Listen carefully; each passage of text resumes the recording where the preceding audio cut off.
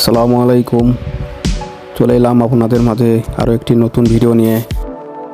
আজ দেখাবো দক্ষিণ কোরিয়ার একটি সিএনসি কোম্পানিতে কাজ কিভাবে হচ্ছে। সিএনসি এর পুনরূপ হচ্ছে কম্পিউটার নিউমেরিক্যাল কন্ট্রোল, একটি ম্যানুফ্যাকচারিং পদ্ধতি যা প্রিপ্রোয়ার্ড কম্পিউটার সফটওয়্যার ব্যবহারের মাধ্যমে মেশিন টুলগুলির নিয়ন্ত্রণ করে, গতিবিধি এবং নির্ভুলতাকে সক্রিয় করে থাকে। বেশিরভাগ সিএনসি কোম্পানিতে ডে শিফটে কাজ হয়ে থাকে, কিন্তু কোম্পানি ব্যস্ত থাকলে নাইট শিফটেও কাজ হয়ে থাকে। এটা হচ্ছে কাঁচামাল। শুরুতে এই মালগুলো ওইভাবেই সাজাতে হয়।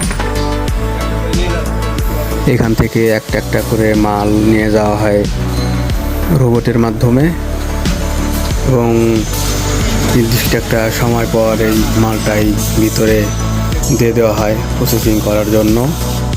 এই মালটি নির্দিষ্ট একটি মেজারমেন্টে কাটা হয়ে থাকে। এই মালটা ভিতরে দেওয়া হলো রোবটের মাধ্যমে। দেখুন কিভাবে নিয়ে যাচ্ছে। তো এখানে আবার আটকে দেওয়া হলো। প্রসেসিং শেষে মালগুলো এভাবেই বের হয়ে আসে। চকচকে মালটা বের হয়ে আসছে। তবে এখানেই শেষ নয়, এটা হচ্ছে 1 নম্বর মেশিন। এই মেশিন থেকেই মূলত কাঁচামাল প্রসেসিংয়ের কাজ শুরু হয়ে থাকে। এভাবে কাঁচামালগুলো এভাবে সাজিয়ে রাখা হয়। এখান থেকে রোবটে মালগুলো নিয়ে যায়। এটি হচ্ছে 2 নম্বর মেশিন। প্রথম মেশিনটির কাজ শেষ হওয়ার সাথে সাথেই এই দ্বিতীয় মেশিনের কাজ শুরু হয়ে থাকে। দেখুন কিভাবে প্রসেসিং হচ্ছে ভিতরে।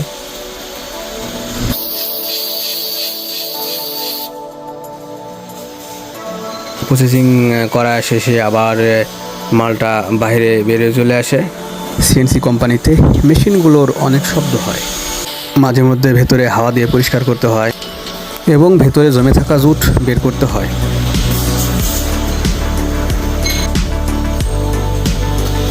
সবচেয়ে গুরুত্বপূর্ণ কাজ হচ্ছে মেজারমেন্ট করা।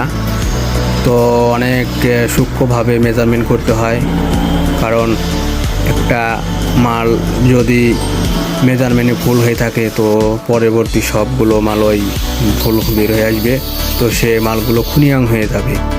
তো সিএনসি কোম্পানিগুলোতে মেজারমেন্টের ব্যাপারটা খুব সতর্কর সাথে করা হয়ে থাকে।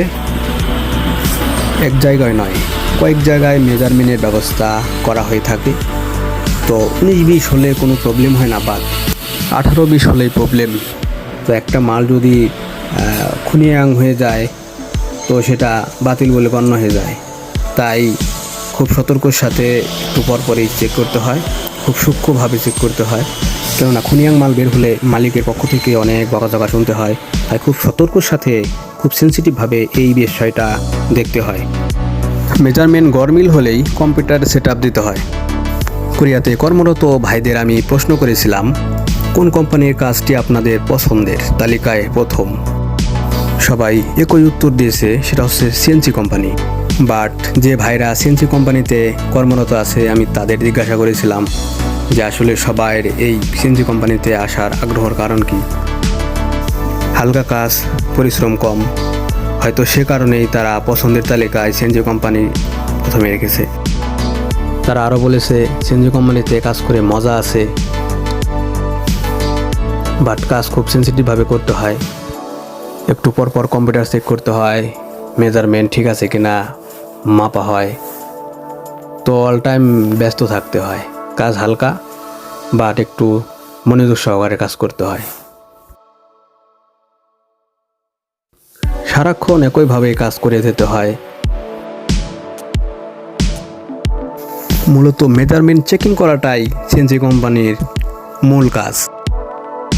এটি হচ্ছে 3 নম্বর মেশিনের কাজ, যেখানে সর্বশেষ ফিনিশিংয়ের কাজ করা হয়ে থাকে।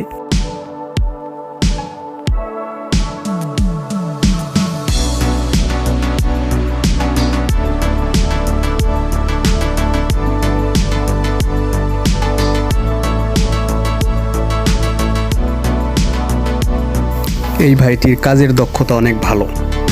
প্রোডাক্টটি হাত দিয়ে স্পর্শ করে বলে দিতে পারে মেজারমেন্ট ঠিক আছে কিনা।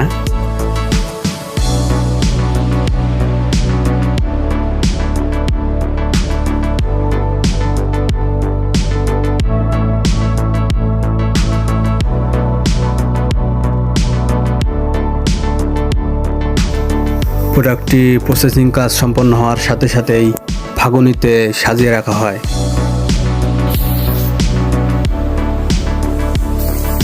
কিছুক্ষণ পর পর হাওয়া দিয়ে ভিতরে পরিষ্কার করতে হয়।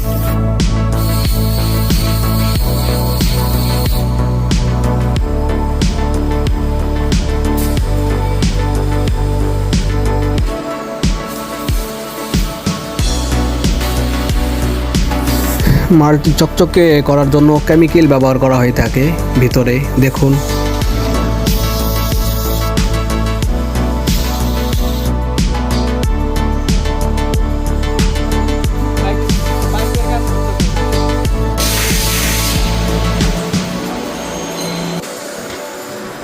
মালামালগুলো ফাইনালি কমপ্লিট হওয়ার পর এভাবে ফাগুনির ভিতরে রাখা হয়ে থাকে ডেলিভারি করার জন্য। সিএনজি কোম্পানির কাজের বিভিন্ন সেক্টর হয়ে থাকে, তো এক একটা মেশিনে এক এক রকম প্রোডাক্টের কাজ হয়ে থাকে।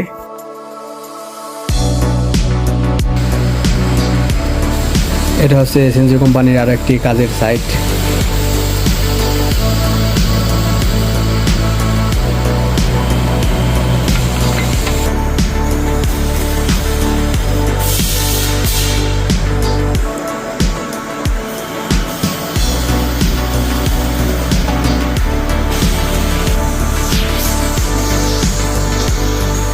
আমাদের বাংলাদেশি ভাইরাই কাজ করছে।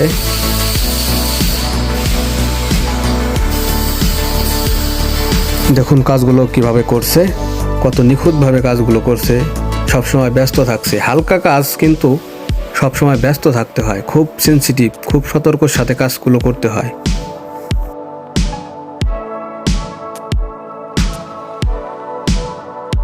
দেখলে মনে হবে কোনো পরিশ্রমই হচ্ছে না, বাট খেসুক, এক নাগারে কাজ করলে অনেক পরিশ্রম হয়। আমি ভাইদের সাথে কথা বলছি, তারা বলছে আসলে একটানা কাজ করলে পরিশ্রম হয়। কাজগুলো মেশিনেই করছে, বাট অপারেট করতে হয়েছে, কারণ নির্দিষ্ট সময়ের ভেতরেই মালগুলো বের করতে হয় এবং মালগুলো ভেতরে দিতে হয়, খুব খেয়াল করতে হয়। জুট মালগুলো বাইরে ফেলে দিতে হয়। এই ছিল দক্ষিণ কোরিয়ার একটি সিএনজি কোম্পানির কাজ। আশা করছি আপনারা দেখে উপভোগ করেছেন। এগুলো হচ্ছে কেমিক্যালের ড্রাম। মালামালগুলো চকচকে ঝকঝকে করতে এই কেমিক্যাল ব্যবহার করা হয়ে থাকে।